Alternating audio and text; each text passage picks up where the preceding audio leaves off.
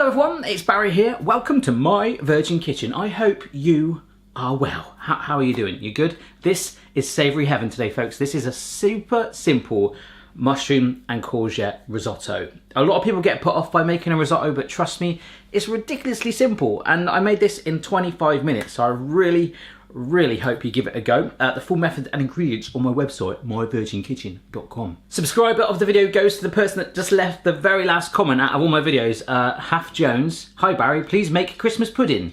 We do realise it's May. I have done a Christmas pudding in the microwave, incidentally, and I nearly set this very kitchen on fire. Amazing, it's just like a Christmas pudding. Oh, surprisingly. So, brandy goes on. Wow. Nice. Maybe that was a little too much, but remember the alcohol element of it. Can you hear that bubbling away? It's going to burn off, so let's light it. Woo! Here we go. Whoa! Jesus Christ! Can you see that, guys? Oh my god.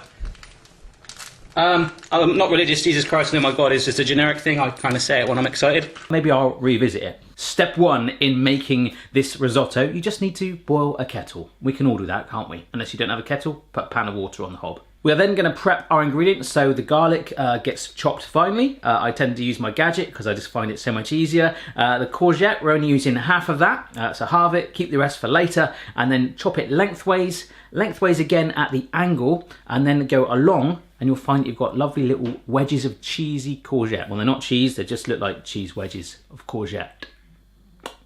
The onion, I just want to dice it, so again, I use one of my other favourite gadgets. You guys love to see me using them in the video, so hey, I might as well do it, right?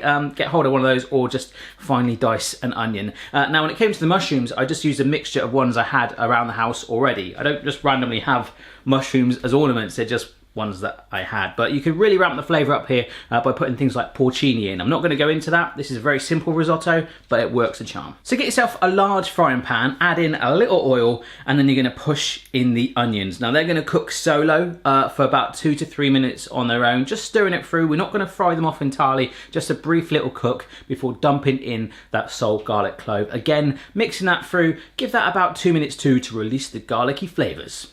You're then going to dump in the arborio risotto rice. Please make sure you use that, because if you use standard rice, it'll just be like, what?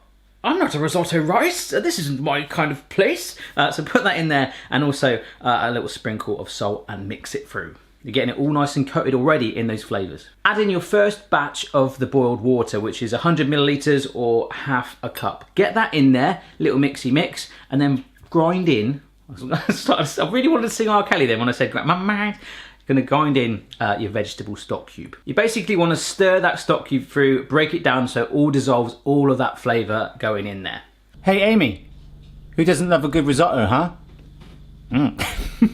So this is where it kind of gets like Kevin Costner's Waterworld. There's water everywhere, okay? That water gets absorbed. I said water quite a lot in that sentence. The arborio rice absorbs it really quickly, so you want to keep adding it, but only do it in small batches as you go. So you need to kind of turn into a bit of an octopus now. As you add the water into the rice mixture, you're then going to get another pan on, a little bit of oil in there, and fry up your mushrooms and your courgettes, okay? You really want to cook them around, but primarily, don't worry about the mushrooms and the courgettes. They'll look after themselves. Just a little stir. Focus on the risotto, because you don't want it sticking to your pan, okay? Really move it around and keep adding that water so it absorbs it all up. Wait until you've got to the step that your mushrooms and courgettes are lovely and charred. Remove them from the heat and add them to a bowl to one side, still focusing on your courgettes. Now, if you're feeling brave, if you haven't prepped it already, you can grate your cheddar while you're doing that, with the pugs looking on in anticipation. I think this guy was secretly enjoying that, weren't you? Huh? Yes. The total amount of water I added was about 700 mils, which is 3 cups if you're interested, but you need to keep adding it in batches. As I say, it should be nice and creamy and not too wet though, okay? That's important.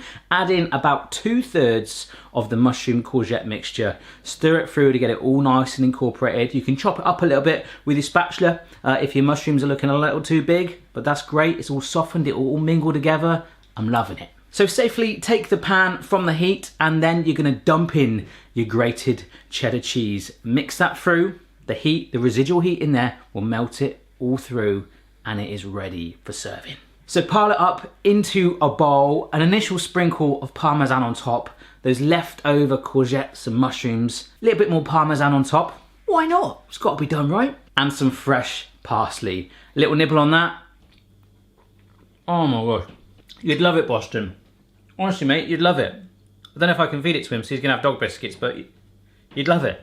It's so full of flavour, so creamy, and so easy. There are ways to pimp up a risotto even more by adding wine and all bits and bobs like that. But for a first step in making a risotto, give it a go, put your own spin on it. And if you do try it, send me a picture at My Virgin Kitchen. I love to see your attempts, and that's the whole reason I do this. Remember to subscribe for regular recipes and food fun. And also, don't forget to check out the My Virgin Kitchen podcast for like fun stuff for your ears. That is it, folks. Do let me know what you want to see next. And here is your pug paws.